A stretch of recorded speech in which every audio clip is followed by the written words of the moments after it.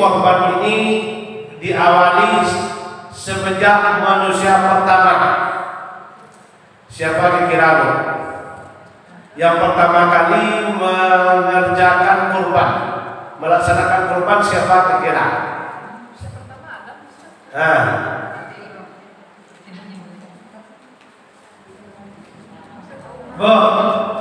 Yang mengerjakan kurban pertama siapa? Ibrahim. Yakin Ibrahim?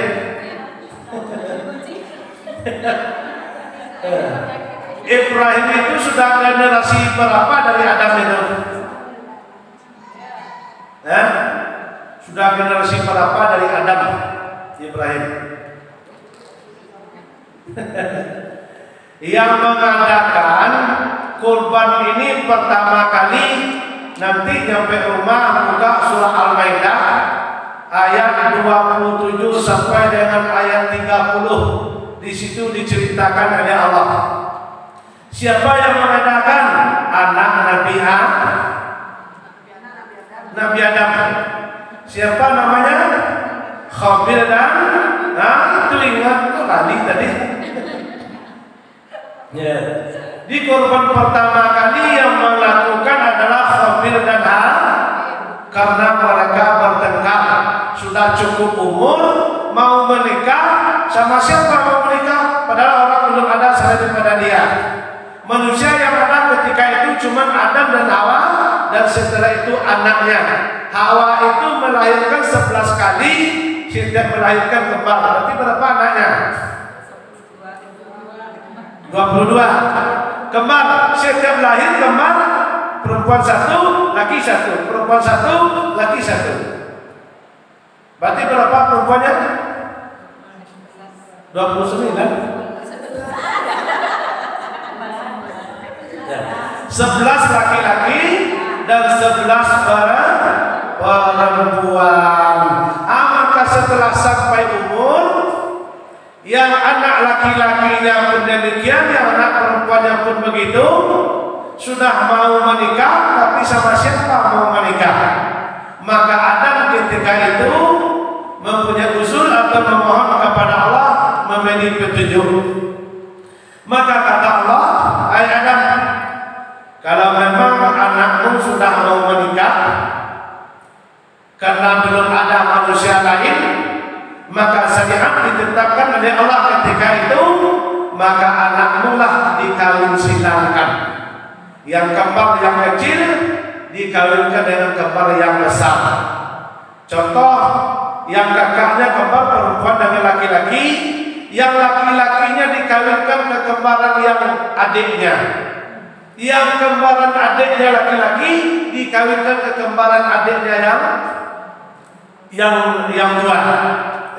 Jadi Khabil dan Habil ini, yang Khabil disuruh nikah dengan kembarannya si Khabil, dan si Khabil disuruh nikah dengan kembarannya si Khabil. Nah, di situ awal permasalahannya. Nah, setelah dikatakan oleh ayahnya, kata Adam, kalau memang kalian mau menikah, Allah memberi kita syariat. Ya, kalau memang kalian mau menikah, maka kalian menikahlah adik dengan kakaknya, namanya kawin silang. Di saat itu maka setujulah Khabil dan Habil, ya, setuju mau akan melaksanakan pernikahan. Di waktu itu belum bentuk sekarang, ya, pesta pernikahannya belum ada, mengundang tetangga nggak ada, potong kambing nggak ada, mengundang Pak Wali nggak ada, Bu Joro nggak ada. Cuman beliau aja yang ada selesai itu. Pak Walinya ya Adam, Pak Camatnya ya Adam, Pak Bupatinya ya Adam, Bu Walinya ya Hawa. Belum ada manusia lain, belum pakai organ tunggal kan? Ya belum ada ketika itu. Sudah mau dinikahkan, maka datanglah bisikan iblis. Ternyata iblis ini semenjak dari Adam sampai ke kita sekarang, sampai akhir manusia nanti, yang iblis ternyata tidak senang diam untuk menggoda dan mengganggu manusia ini untuk berbuat baik. Setelah mau dinikahkan maka dihasutlah Qabil oleh iblis. Qabil, apakah engkau tidak melihat mana yang cantik gambaran engkau dengan gambaran si Habil? Kata Qabil, ya cantiklah gambaran, mana cantiklah gambaran aku. Tapi kenapa kamu kok disuruh kawin sama gambaran si Habil? Kamu mau? Padahal gambaran si Habil itu apa cantik apa bukan? Bukan. Yang cantik gambaran saya.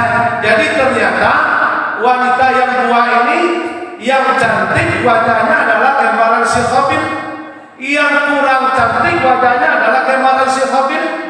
Dikena Qabil disuruh dia kawin ke gambaran si Habil, maka dihasutlah oleh iblis supaya disuruh membatalkan pernikahan, supaya si Qabil membunuh si Habil, supaya si Qabil ini bisa nikah dengan adik yang sama lahir dengan dia.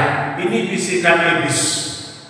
Maka termakanlah Qabil ini oleh bujukan iblis, diusulkan kepada ayahnya, ya kami mau menikah, saya mau menikah, tapi saya tidak mau menikah dengan pasangannya si Qabil. Yang saya mau menikah dengan pasangan saya yang sama lahir dengan saya, yang adik sama lahir dengan saya. Kata si Qabil kepada Adam, dia namanya bapak yang tentu tidak mau menuruti atau melanggar perintah yang telah ditetapkan oleh Allah. Tetapi yang si Qabil ketika itu didorong oleh iblis terus-menerus. Didorong oleh iblis, maka terjadilah, ya secara cepat saja terjadilah, dibawalah si Qabil ketika itu main oleh Qabil ke suatu tempat.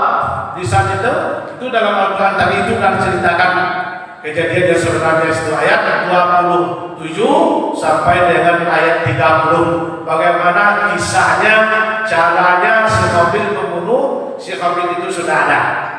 Nah, dikena bujukan iblis ini, maka saat itu terjadilah namanya pembunuhan. Ya, dibawa adiknya ke tempat yang sunyi, yang sepi, disitulah dia laksanakan. Sebelum itu maka Allah meminta namanya kurban. Ya, meminta Allah pada saat itu kurban untuk melihat mereka ini, mana mereka ini yang paling taat atau yang patuh kepada Allah dan mana yang tidak. Ya, pada saat itulah Habil dan Qabil menyerahkan kurban. Yang kurban si Habil itu kurbannya adalah kibas, selesai itu hewan. Yang kurbannya si Qabil karena dia suka tani, dan kurbannya buah-buahan selesai itu. Ditaruhlah kurban itu di sebuah padang tempat, maka turunlah kilat menyambar keluar api, maka yang kurban si Qabil lah yang dimakan oleh Habil. Semasa itu mana kurban yang dimakan oleh api, maka itulah kurban yang diterima. Berarti kurban si Qabil diterima oleh Allah dan kurban si Qabil tidak diterima oleh Allah Subhanahu wa taala. Maka si Qabil berkata kepada Habil, apa kata Qabil ketika itu? Qala, dia berkata ketika itu, saya akan membunuhmu. Kata Qabil kepada Qabil. Qala, dijawab oleh Qabil, qala innama fataqabbalu minal muttaqin, bahwa sesungguhnya Allah akan menerima ibadah atau kurban orang-orang yang bertakwa kepada Allah Subhanahu wa taala. Jadi yang kurban si Qabil tidak diterima oleh Allah, yang kurban si Qabil itu diterima. Maka itulah dasarnya lebih parah lagi maknanya si Qabil pada kakaknya. Di yang namanya kurban itu sudah dilakukan oleh anak Nabi Adam sebelum ada kita zaman sekarang. Berarti boleh dikatakan kurban ini diawali adalah dari syariatnya Qabil dan Habil atas perintah Allah Subhanahu wa ta'ala. Kaum ibu yang kami muliakan yang dirahmati oleh Allah Subhanahu wa ta'ala, itu singkat saja ya tentang masalah kurban asal muasal. Setelah itu baru melanjut kepada Nabi Ibrahim. Nabi Ibrahim itu sudah generasi kesekian dari Nabi Adam, sudah agak dekat dari Nabi Muhammad SAW. Adapun yang namanya kurban itu, kaum ibu yang kami muliakan, yang tujuannya itu ya, yang pertama kurban itu kurban malihah namanya, yaitu kurban harta. Yang kedua kurban itu namanya korban saat atau korban waktu. Yang ketiga korban itu namanya adalah korban perasaan. Kok ketawa? Sering korban perasaan loh. Ya, itu korban itu juga lepas dari itu. Yang pertama korban harta, maliyah, korban harta. Yang ketiga, yang kedua adalah korban saat atau korban waktu. Yang korban waktu inilah macam sekarang ini, diluangkan waktu minimal sekali sebulan, hadir di halaqah ilmu, masjid, musola semacam ini namanya korban waktu. Tidak ada nilainya, tidak ada nilainya. Hari-hari yang kita lewati sebulan penuh kemarin, ya kita bandingkan dengan hari yang soleh sekarang ini, walaupun waktu 1 jam, walaupun sampai 2 jam waktu di masjid ini, dalam rangka thalabul ilmi, nah kita bandingkan dengan hari-hari yang sebulan kemarin, itu sangat jauh nilainya di sisi Allah Subhanahu. Apalagi kalau hari-hari yang selain pada hari ini, kalau hanya sibuknya kerja, aktivitas tanpa mengingat Allah, tanpa bersyukur kepada Allah, hadir pada sore hari ini di masjid ini, duduk semenjak awal tadi, zikir, selawatan, baca Quran, tausiah, tutup doa, pulang. Nah, apa yang kita dapatkan selama kita berada dalam masjid ini, kaum ibu yang kami muliakan, ya, itu wal malaikati, malaikat turun pada sore hari ini bi rahmatillah, dan memberikan rahmat Allah kepada kita. Apa rahmat yang diberikan kita? Rahmatnya selagi ibu duduk dalam masjid ini, sebanyak pun apa dosa kita, itu digugurkan oleh Allah Subhanahu wa ta'ala. Di sangat rugi bu kalau ada kegiatan di jorong kita ini, di tempat kita ini, ya kegiatan rutin kita mungkin ada sekali sebulan untuk berkumpul silaturahmi ukhuwah Islamiyah, tidak kita luangkan waktu, tidak kita sempatkan diri untuk hadir, sangat orang inilah yang sangat merugi besar sekali. Beruntunglah orang yang meninggalkan aktivitasnya. Mungkin ibu yang hadir sekarang ini di rumah pasti punya aktivitas. Ya, ada yang kerja di luar rumah, ada yang menerangi tinaman, ada yang kerja memasak dan lain sebagainya. Mungkin banyak kerja, tetapi dengan mukhlis, dengan ikhlasnya meninggalkan aktivitas pada sore hari ini, hadir dalam perkumpulan ini, maka tidak tanggung-tanggung diganti oleh Allah Subhanahu wa ta'ala. Dengan apa? Dengan hasanah. Apa itu hasanah? Yang pertama maghfirah dari Allah, ampunan dari Allah Subhanahu wa ta'ala. Yang kedua nikmat yang Allah berikan kepada kita akan dilipat gandakan oleh Allah Subhanahu wa ta'ala. Kaum ibu yang kami muliakan yang dirahmati oleh Allah Subhanahu wa ta'ala, itu yang disebut korban harta, korban maliyah. Kalau kita punya uang, punya rezeki, persiapan dari sekarang. Kan masih sebulan lagi persiapan kita. Nggak mampu potong sapi, kalau belum cukup uangnya nggak apa-apa, potong kambing. Ya, nggak mampu sah, belum ada uang beli kambing sah, nggak mampu kami potong kambing, potong ayam.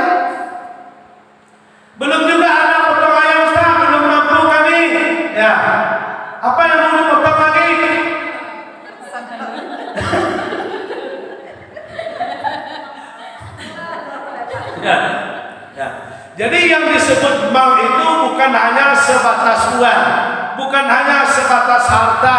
Nggak mampu, belum mampu, bukan nggak mampu. Sebagian kita kaum ibu sebenarnya sudah mampu, tetapi tidak mau mampu sebenarnya. Kalau kita tengok Bu, yang disebut dalam hadis itu, man wajada sa'atun falam yudhahi fala yaqrabanna musallana.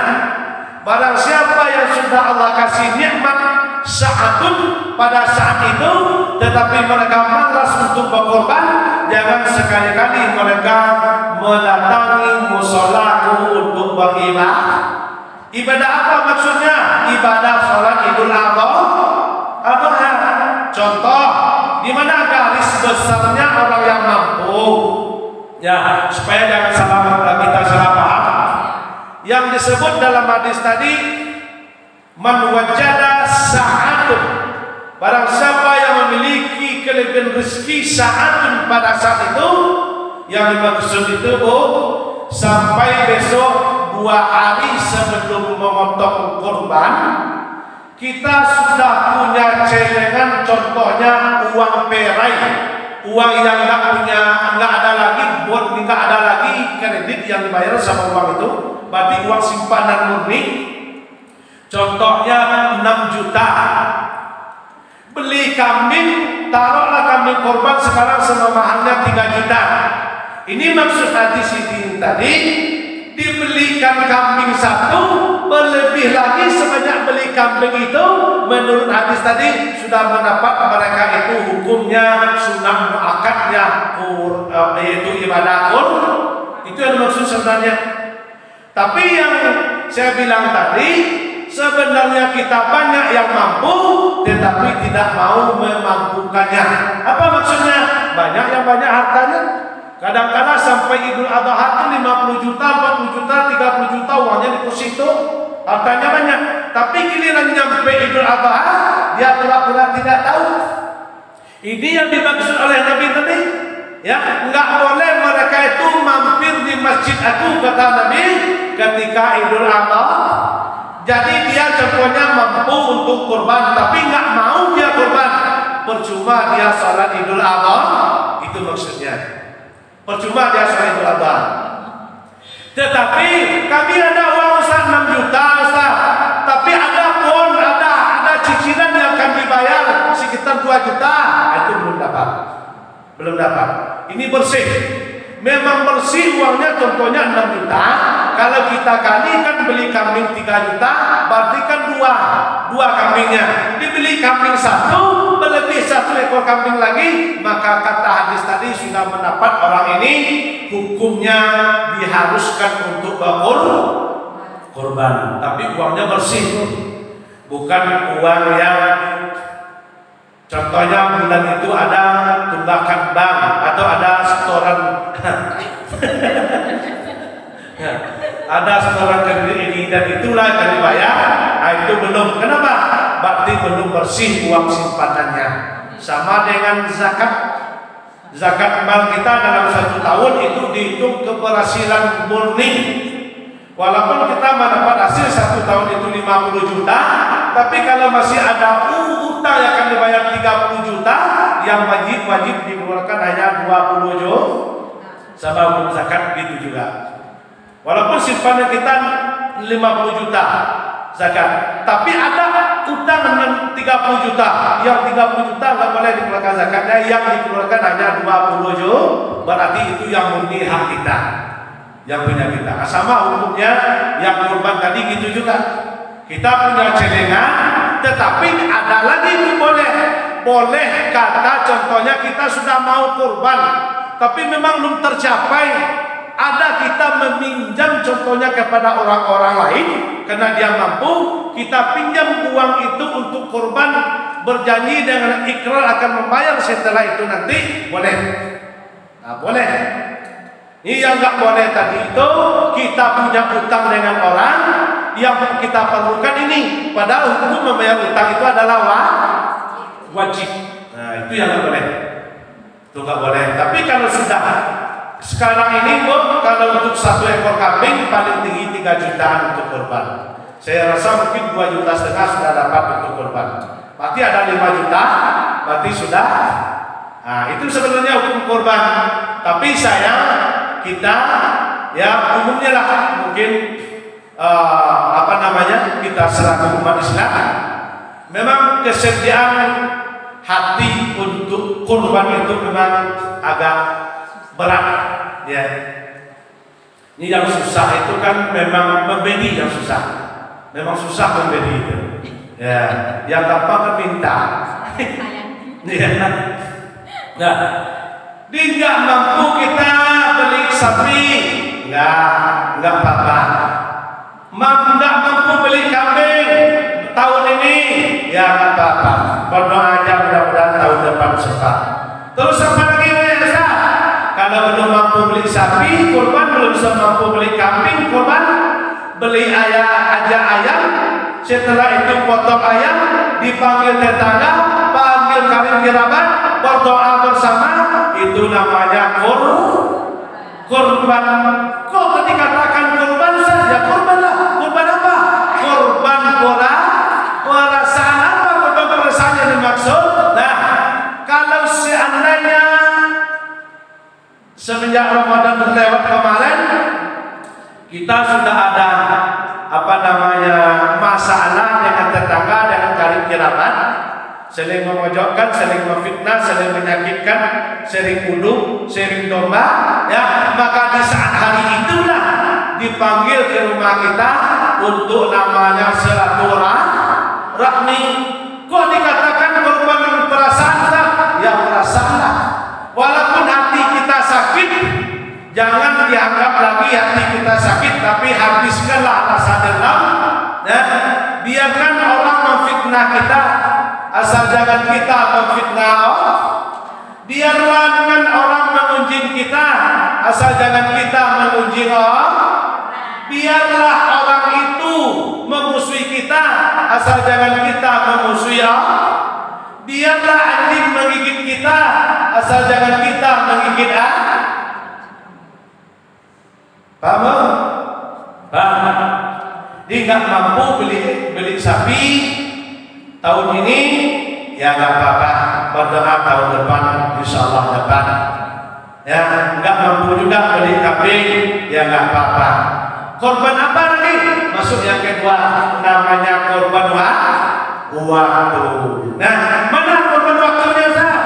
Itulah hari raya Idul Adha itu, sesibuk apapun aktivitas kita, sesibuk apapun pekerjaan kita, walaupun hukumnya sunnah, kita beramai-ramai melaksanakan sholat 2 rakaat ke masjid. Setelah itu silaturahim, selalu sama-sama mengunjungi, berjabat tangan, itu yang disebut tadi. Kenapa? Namanya kita manusia bertetangga, berkeluarga, suami istri, yang namanya salah paham itu pasti ada. Pasti ada. Kalau ada pula yang mengaku semenjak menikah sampai matinya nggak pernah Iya, nggak pernah salah, nggak pernah bermasalah rumah tangganya, itu bohong itu. Ya. Setiap hari. Ya, setiap hari ya. Kadang-kala ada pula kalau nggak berker nggak enak makannya kan. Ya. Iya. Tapi saya yakin dan percaya kalau ibu-ibu insya Allah jamaah Masjidul Ikhlas, insya Allah ini wajah-wajah soleha semuanya. Ya, wajah-wajah taati zaujah, orang-orang yang mendapat ridho dari suami. Ini nggak ada kayaknya wajah-wajah yang nakal sama suami, nggak ada. Ya, nggak ada ini. Ya, kelihatannya kan cerah semua kan. Makanya saya mau tadi ngambil posting biar diimpor ke infotainment kan, biar dilihat semua ini wajah ibu soleha terus setengah kan bisa ditengok. Nah, begitu namanya kurban waktu. Ya, yang pertama kurban waktunya adalah di saat hari raya Idul Adha. Yang kedua kurban waktunya walaupun menjelang Idul Adha, korbankan juga waktu. Bagaimana caranya? Nah, jangan berprinsip hidup ini hanya untuk makan, ya, bukan hidup bukan untuk makan, tetapi yang sebenarnya makan adalah untuk hidup. Jangan banyak salah kiprah, hidup untuk makan.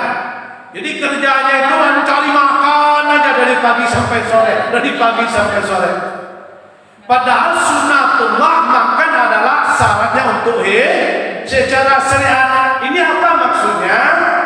Berusaha itu bukan dilarang, bekerja itu bukan dilarang, tetapi imbangi fit dunya wal akhir, dunia dengan akhir. Ini apa maksudnya? Luangkan waktu, korbankan waktu setiap hari, setiap malamnya, setiap waktu. Kapan waktunya sah? Nggak lama-lama, nggak lama. Jam 5 sampai jam setengah 6 subuh.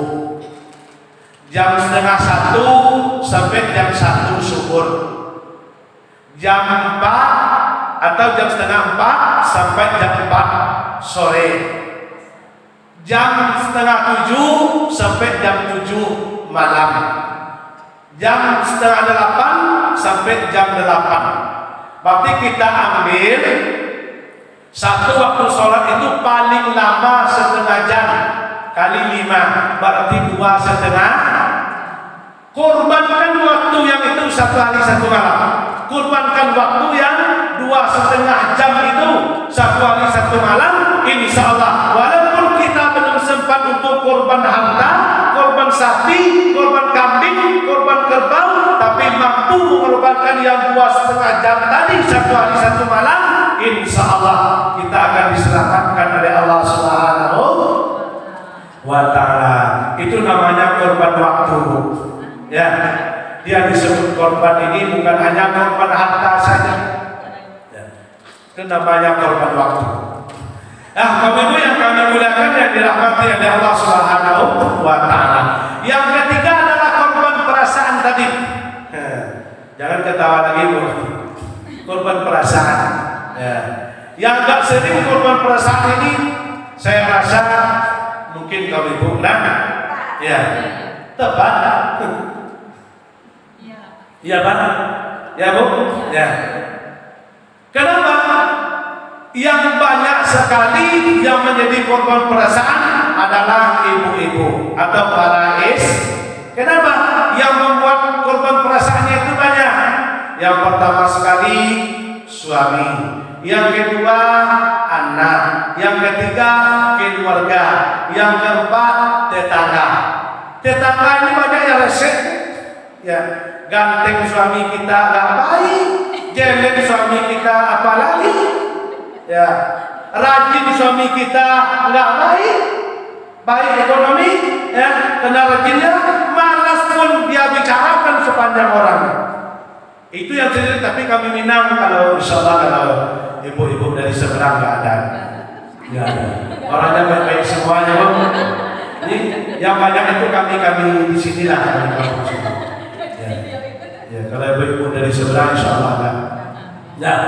Itu namanya korban perasaan, ya, dizolimi oleh suami, sabar ibu, dikicu oleh suami, sabar ibu, dibohongi oleh suami, sabar ibu, diselingkuhi oleh suami.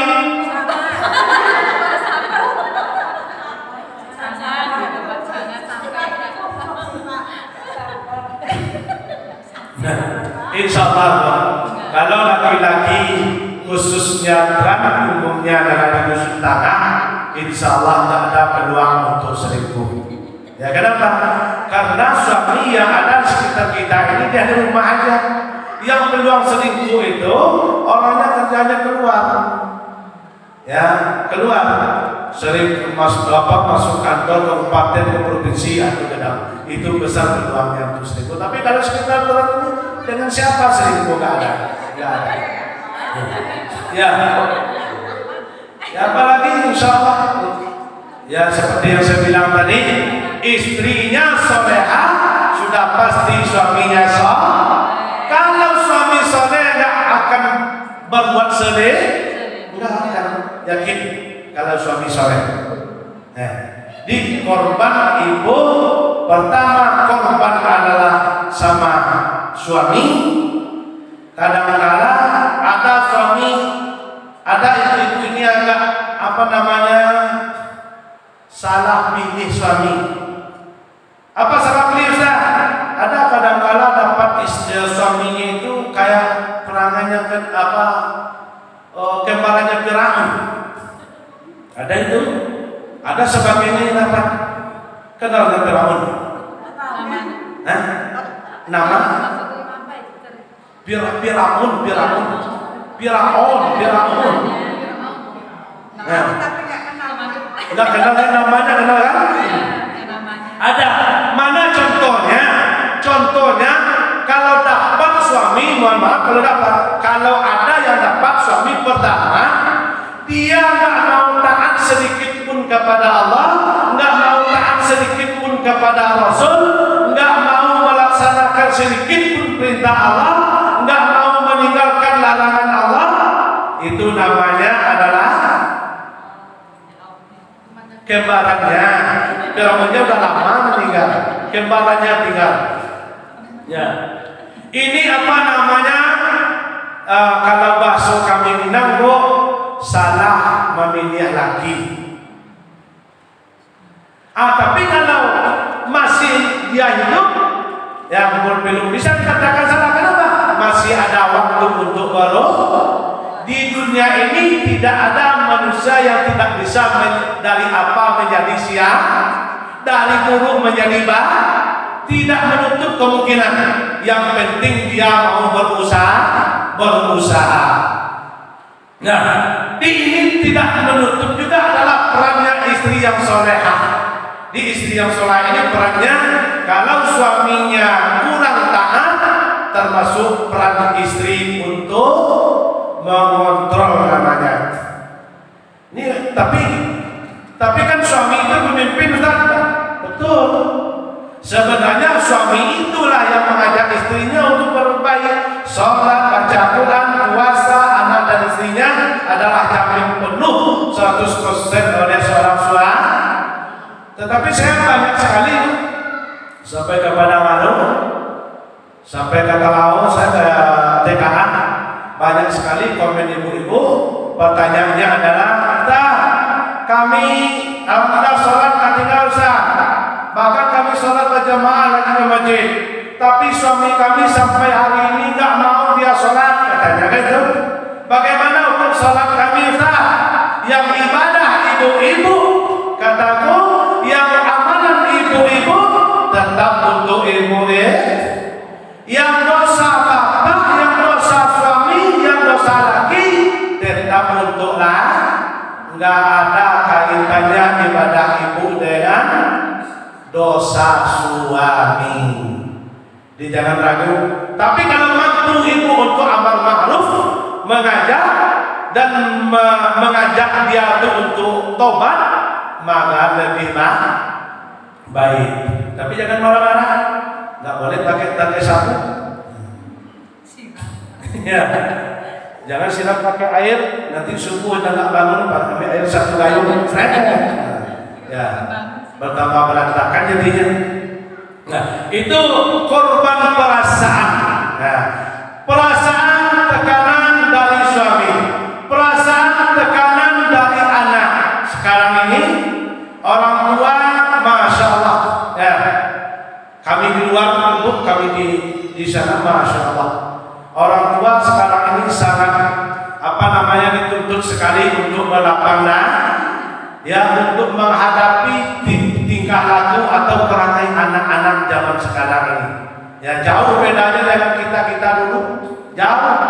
Kalau sekarang ini, kenapa?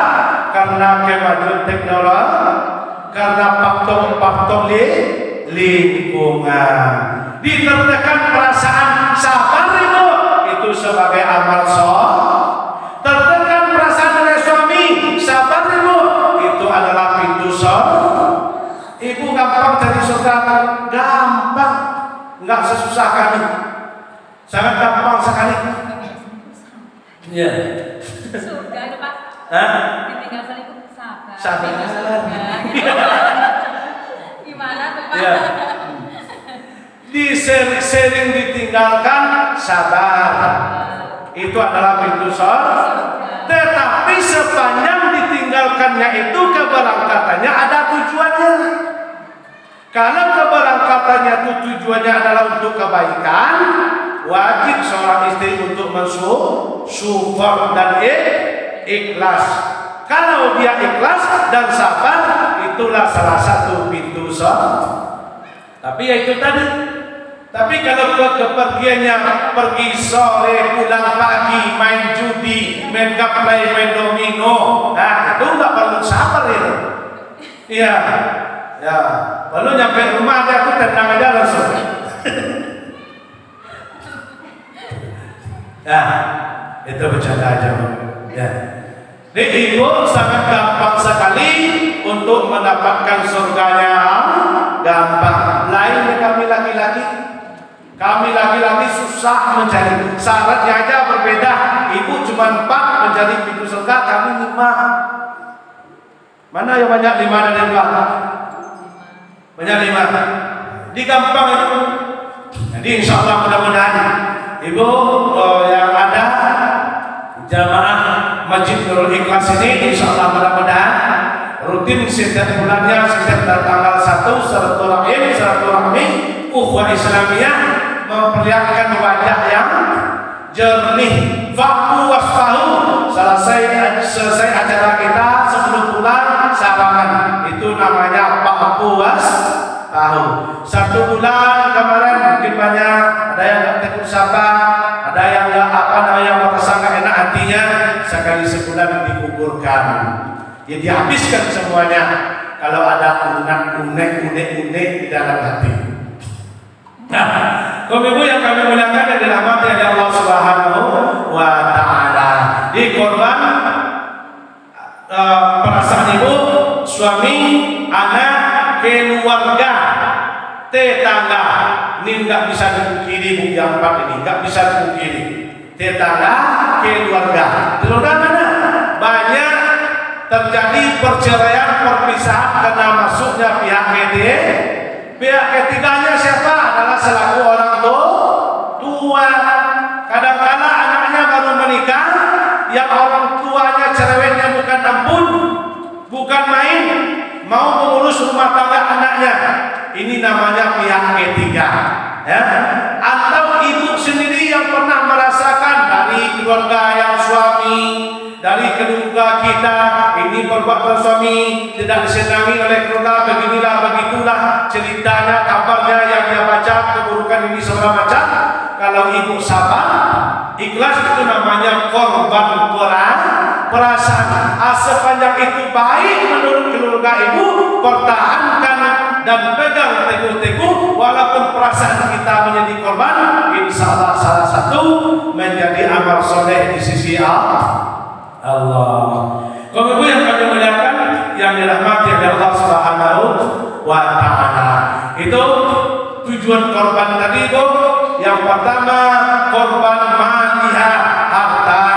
Yang kedua adalah korban waktu.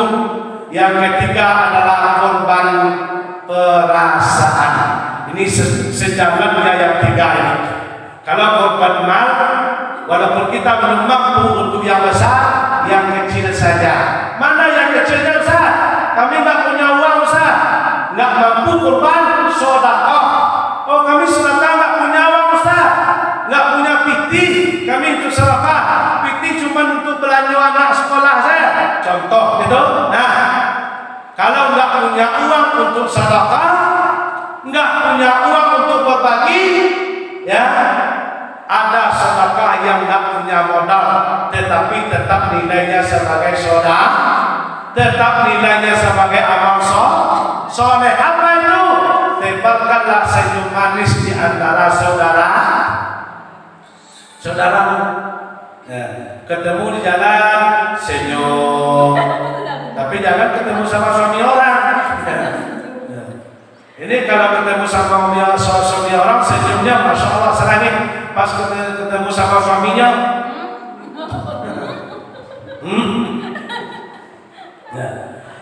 Nah, itu namanya sedekah. sering berbagi dengan apa yang kita punya, itu namanya saudara. Sering berbagi dengan ilmu yang kita punya, itu namanya saudara. Sering berbagi pengalaman yang kita miliki, itu namanya sedekah. Serendah-rendah sedekah adalah tabassasu wajhika. Perlihatkan, cerminkan wajah yang cerah atau senyum, tebarkan kepada saudara. Itulah termasuk sedekah di sisi Allah Subhanahu wa taala. Punya tetangga yang agak cerewet, kita banyak jangan dilawan. Punya tetangga yang suka hasut, biarkan. Yang dosa dia tetap dia yang akan membawa. Yang dosa kita yang akan menanggung, tidak bisa dibagi-bagi. Ya. Punya tetangga yang suka adu domba, terserah. Yang penting kita pertahankan, yang jaga ucapan, menjaga mulut saja dari perbuatan ucapan yang kotor, itu sudah masuk sedekah. Sedekah apa? Sedekah kita tidak melakukan namanya ghibah. Itu sedekah. Nah, ibu yang kami muliakan dan dirahmati oleh Allah Subhanahu wa taala. Tapi kalau ibu mampu bertekad dari sekarang menyicilkan uangnya, rezekinya, sampai akhir nanti kita belikan hewan untuk berkorban, inilah yang lebih baik sekali. Ya, kenapa? Mulai dari alam kubur sampai menghadap Allah nanti, yang hewan kurban akan bermanfaat, berguna bagi orang yang berkorban. Insya Allah jelas rata-rata sudah korban semua. Belum. Dan kan dimulai tahun ini ya. Alhamdulillah. Ya, mudah-mudahan ya sudah terkumpul berapa kelompok? Belum tahu, informasi baru. Oh, satu kelompok. Ya, alhamdulillah. Ya. Baik. Ya, mudah-mudahan masih ada waktu sebulan lebih lagi. Ya, mudah-mudahan ya. Ini apa? Yang disebut dalam ayat tadi, dalam surat Al-Kautsar itu kan jelas. Inna a'tayna al-kautsar fasholli li rabbika wanhar. Nikmat yang Allah berikan kepada kita dituntut untuk berkorban. Kalau kita menganggap kita nggak mampu, mungkin setiap tahun tidak akan mampu. Kalau kita menanam dalam jiwa kita hanya nggak mampu terus-menerus, akan menjadi tidak mampu. Di mana ada keinginan, di situ pasti adanya. Kalau kita punya tekad, naik haji itu, saya tengok banyak orang kaya yang belum naik haji, tapi tukang membersihkan toilet bisa naik hajinya. Kenapa? Karena innamal a'malu niat kuncinya. Saya tengok itu di status ada ibu-ibu yang tukang bersihin pasar status itu, kan janda dia itu. Suaminya orang setengah ini dulu kan, Siti Nurbaya itu. Nah, itu sudah 2 kali berkorban kambing, padahal kerjanya itu membersihkan pasar. Anaknya nggak ada pula yang kaya, nggak mampu, nggak ada. Dia itu kerjanya nggak ada pula, kerja sama orang nggak, kalau ada orang nggak ada. Tapi beliau punya tekad ada, sudah 2 tahun berturut-turut beliau korban kambing 1. Ini kan tergantung niat tadi. Ya, sebenarnya kalau niat kita ada, insya Allah akan memberi jalan kepada kita. Nah, kalau kita korban apa yang kita dapatkan sah? Nabi pernah ditanya oleh sahabat, ya Rasul, kurban ini syariat siapa ya Rasul? Dijawab oleh Rasul, kata beliau adalah syariatul abikum Ibrahim. Kurban ini adalah syariatnya bapakmu Ibrahim. Ditanya oleh sahabat, ya Rasul, kalau kami berkorban apa yang kami dapatkan ya Rasul? Dijawab oleh Nabi, kalau kalian berkorban, kata Nabi, kalian mendapatkan dari 1 helai rambut atau bulu dari hewan korban kalian, itu diberi oleh Allah 10 kebaikan. Coba kita bayangkan berapa helai itu rambutnya korban. 1 diberi 10 kebaikan dan dikurangi 10 keburukan dan diangkat 10 derajat. derajat. Itu yang didapatkan oleh orang yang berkorban. Setelah itu apa yang kita peroleh nanti, kalau kita sudah dibangkitkan oleh Allah mulai dari alam kubur, menjadi kendaraan bagi kita dari alam kubur bertamasya. Orang yang beriman di alam orang yang beriman pada sampainya dia di alam kubur, di alam barzakh, dia itu bisa bertamasya di alam barzahnya, bisa memakai kendaraan, bisa istilahnya main-main itu pakai hewan kendaraannya, sampai besok dibangkitkan dari alam kuburnya menuju pada mahsyar itu memakai kendaraan hewan kurban. Nabi mengatakan hadis riwayat Al-Hakim dan Ibnu Majah, innahu ya'ti yaumil qiyamah, bahwa hewan kurban ini akan datang nanti pada hari kiamat bi bukuriha wa aslabiha wa a'labiha. Hewan kurban itu akan datang bersama tanduknya, bersama kukunya, bersama bulunya. Maka hewan kurban itu dituntut tidak boleh cacat, tidak boleh ada sakit, baik kukunya, baik rambutnya, karena dia akan datang dengan anggota tubuhnya nanti untuk menjadi kendaraan bagi orang yang berkorban. Coba kita bayangkan yuk, ada sebuah cerita,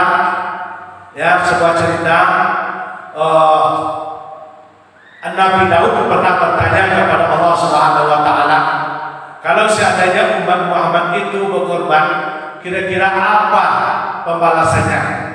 Yang diceritakan oleh Nabi tadi, itulah yang 10 kali 10 tadi. Setelah itu yang kedua, ada seorang namanya lupa saya namanya. Dia meminta sebelum tidurnya kepada Allah, ya Allah, tolong pertemukan saya dengan sahabat saya, ini disebut namanya, yang bernama sebulan, karena saya sudah sekian bulan tidak berjumpa dengan dia karena dia sudah meninggal. Setelah berdoa itu dia tidur. Setelah dia tidur, dia bermimpi. Dia ini temannya sudah meninggal sekitar 6 bulan yang lalu. Temannya ini semasa hidupnya fakir. Bukan miskin lagi bu, tapi fakir. Miskin dengan fakir berbeda. Kalau fakir itu dapat pagi habis pagi, dapat sore habis sore, itu fakir namanya. Kalau miskin tidak, dapat pagi habis sore, dapat sore habis pagi, itu namanya miskin. Ya, kalau yang fakir enggak, dia orang ini temannya ini ketika hidupnya fakir, tetapi ternyata dia fakir, ternyata setiap tahunnya dia berkorban. Pada malam itu tidur, maka datanglah mimpi dari Allah, datangkan mimpi oleh Allah, bertemu dengan sahabatnya tadi. Bertemu dengan sahabatnya tadi, ditengok wajahnya ceria, orangnya bertambah ganteng, bertambah gagah. Nampaklah orang ini duduk di atas kendaraan. Ditanya oleh sahabatnya tadi, sebenarnya kamu kan yang teman aku dulu, ya? Kamu kan sudah meninggal sekian bulan yang lalu. Nah, terus apa yang kamu dapatkan dari Allah di alam kuburmu? Lalu dijawab oleh temannya tadi, ini yang aku dapat dari Allah, bisa boleh engkau saksikan ini. Ini kendaraan ini aku peroleh dari hewan korbanku yang pertama sekali.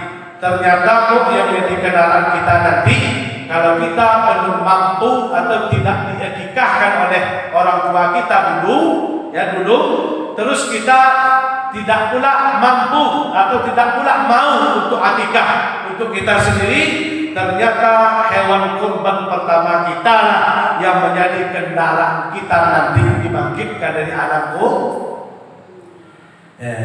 itu kalau kita mempunyai hewan kurban. Setelah itu apa yang aku dapatkan bulan?